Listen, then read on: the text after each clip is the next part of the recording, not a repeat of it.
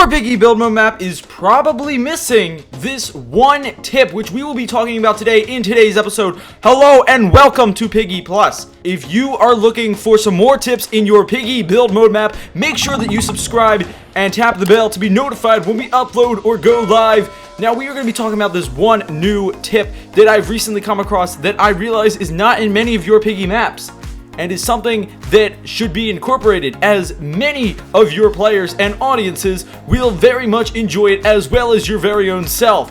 Now, what is this, you may be asking? It is realism. If you haven't noticed already, I personally think my map is thriving because I've used realism a lot. My map is huge, but don't take my word for it. Many big Piggy Build Mode maps usually do well. They all use some form of realism. Now, realism does not mean go ahead, look up an image of your local McDonald's and try recreating it in the city, even though I did that. That is not what realism means. We're not trying to make direct copies of buildings, even though, of course, that's something you can do. That would definitely very much help it, but that is not what I'm exactly saying that you have to do in order to achieve this realistic design style. Realism usually pertains to what you see in your normal everyday life, or maybe something you don't see in your everyday life, but is definitely something that exists. You want to make sure that the decorations and furniture and other small details fit the building and business that you are trying to design in that area of your map. A very quick example would be, don't add a forklift in the middle of a hotel.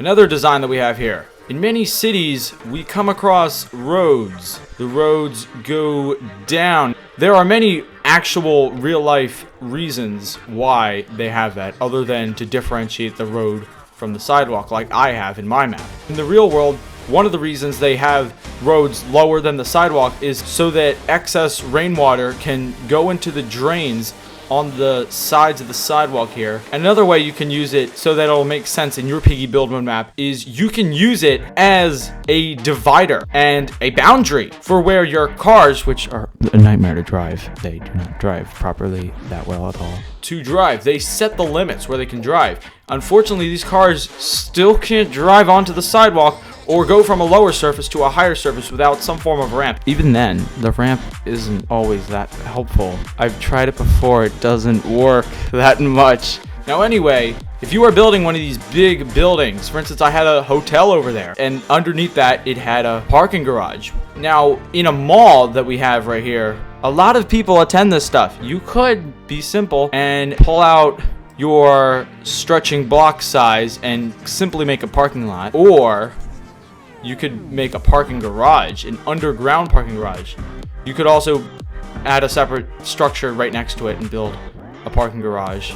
The underground parking garage is less of an eyesore if you don't build this giant structure right next to the big areas. And just to add more detail to this very bland area, I added water pipes, maybe air ducts, something like that, but you definitely see these a lot in underground parking garages. Now, this is something that you can consider in many entrances of these public buildings. You could move the trash can and recycling bin outside, or add them if you haven't already, instead of having them right when you walk in, to allow more room to build stuff. Now, this takes me to my next thing. We've mentioned this many times on the channel. Don't leave empty spaces like this once was empty. Don't leave it empty. The challenge factor, something we brought up in one of our YouTube shorts. The challenge factor will be decreased if you can simply run around Piggy. And this is a great example of how you're increasing the challenge factor, as opposed to not having this fountain right here or any of these other decorations that we have on any of these four wings of the hotel. You have to take either this side or the other side and maneuver your way around the various pieces of furniture instead of walking around Piggy or letting Piggy come by you and then walking right around her.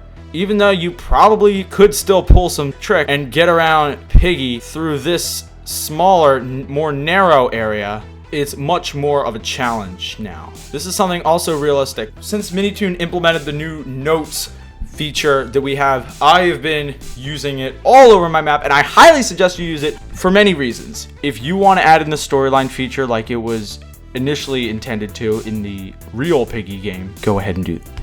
That's one idea. Another idea, using it as guides that hang overhead or as a freestanding sign as to where to go if you are building something as intricate as this, which I know many of you are. And if you are a big Piggy Build Mode map builder, make sure you subscribe so you can see more tips for builders with huge Piggy maps. Now, this is a very small tip in terms of realism, but I think we all know by now that this computer is very much outdated. So that's why you should use these thin walls with the black color and the smooth reflective texture on all of your screens. Another example of how you can use this little screen design is for these giant flat screen TVs. They look amazing and very much realistic in your map, especially when you put them in the right atmosphere. You also want to make sure you have the appropriate light setting. This goes hand in hand with many other things in terms of decoration. Lighting matters.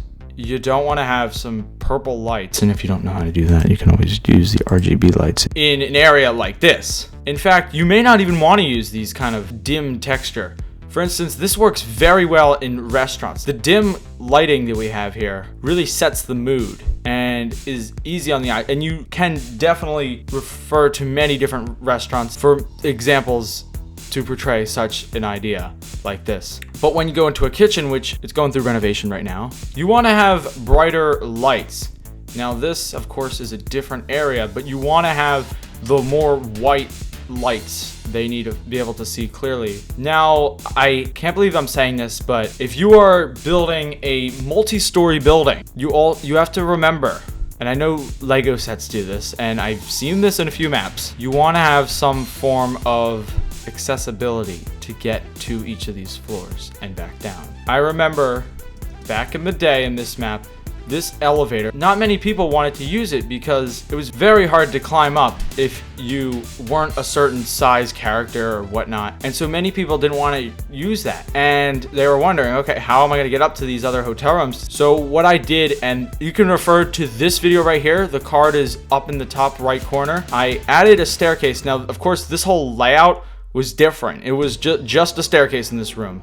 And it took you right up to this. The layout for it has changed and evolved several times. And then we had this skywalk.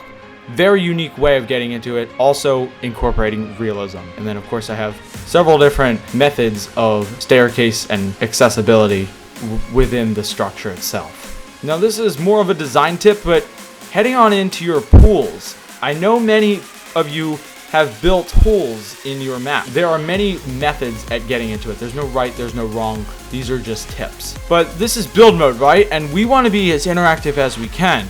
Here is a great suggestion. You can, of course, wade and tread in the water. I can go underwater into the deep end. You also want to be consistent with keys and locked doors. You want to make sure that people can't find an alternate way into your locked area without having to use the required key. You don't have to rely on events and decorations to do everything for you. For instance, I could have easily used this gate piece, but then everything would have been out of scale. In fact, the road was larger, right in this little driveway up to City Hall.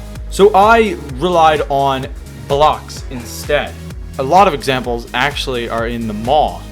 A lot of these benches where you'd find clothes and some other various pieces of furniture, you may feel very much inclined to use the given decorations, but in some cases blocks and the basic tab will cover you perfectly. I use this design the most. Use the corner thin walls to create coffee tables. I have this design used everywhere in my hotel lobby, as well as the stadium eatery loop. If you don't know what those are, go check them out on my channel.